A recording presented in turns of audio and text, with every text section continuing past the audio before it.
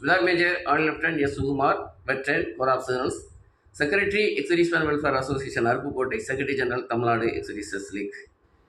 ACBC terms of reference பற்றி கடந்த மாதம் ஒரு அறிவிப்பு வெளிவந்தது. அதன் அடிப்படையில் இப்பொழுது மினிஸ்ட்ரி ஆஃப் ஃபைனான்ஸில் இருந்து அதற்கான ரெசல்யூஷன் 3 நவம்பர் 2025 என்று வெளிவந்துள்ளது. இந்த ரெசல்யூஷனை பொறுத்தவரை ஏசிபிசி எஃபெக்டிவ் டேட்டுக்கு முன்பு ஓய்வு பெற்ற ஓய்வு பெறும் ஓய்வூதியர்கள் பற்றி எந்த விதமான குறிப்பும் இல்லை.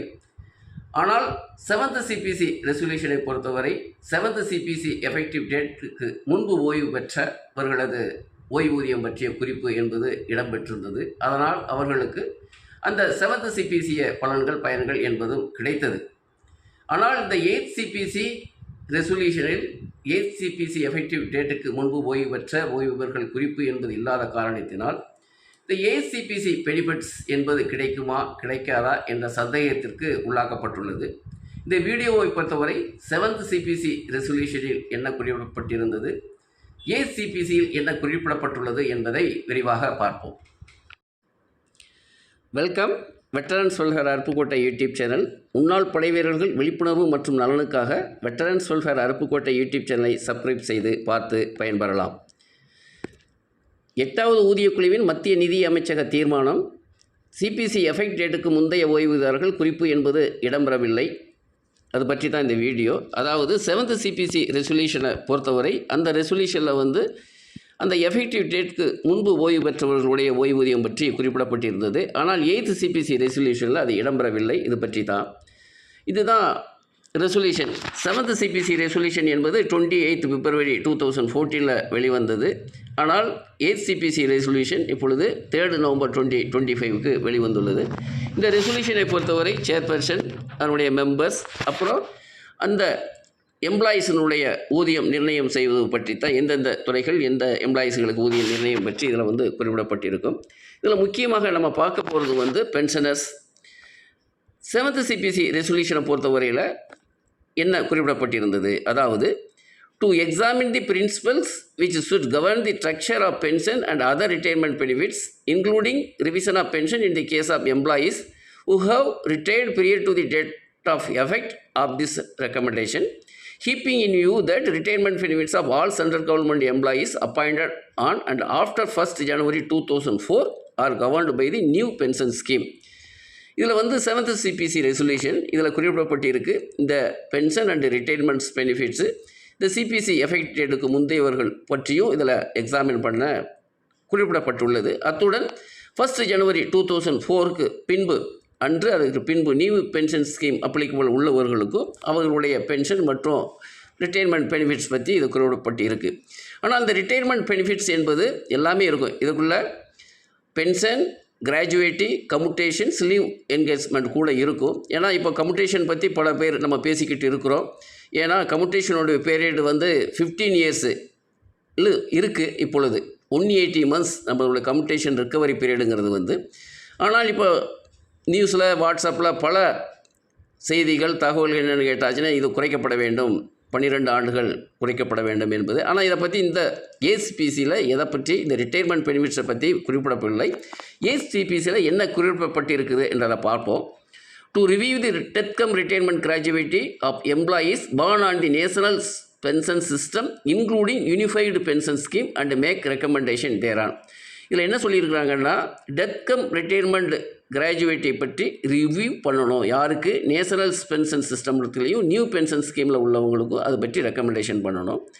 Secondly, to review the death come retirement gratuity and pension of employees not born on the national pension system including unified pension scheme.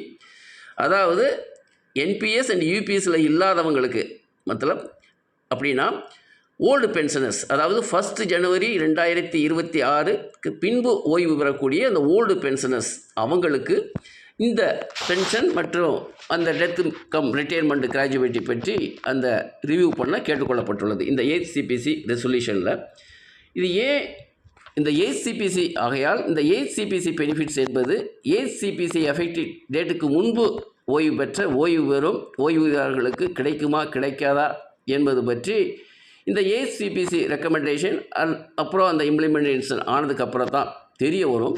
ஆனால் இப்போது ஏன் இந்த ஏசிபிசி ரெசல்யூஷனில் இது இடம்பெறவில்லை என்றால், இப்போது 25 மார்ச் 2025 என்று லோக்சபாவில் ஒரு ஃபைனான்ஸ் பில் பாஸ் ஆனது. அதாவது validation of the central civil service pensions rule and principles.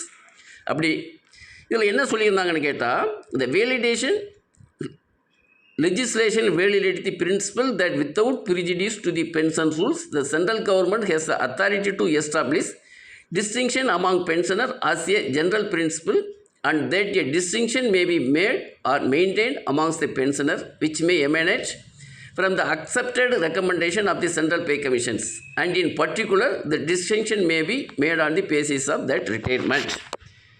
அதாவது ஓய்வூதிய விதிகளுக்கு எந்தவித பாரபட்சமும் இல்லாமல் ஓய்வூதியதாரர்களிடையே வேறுபாடுகளை ஒரு பொதுவான கொள்கையாக நிறுவ மத்திய அரசுக்கு அதிகாரம் உள்ளது என்ற கொள்கையை சரிபார்ப்பு சட்டம் உறுதிப்படுத்துகிறது.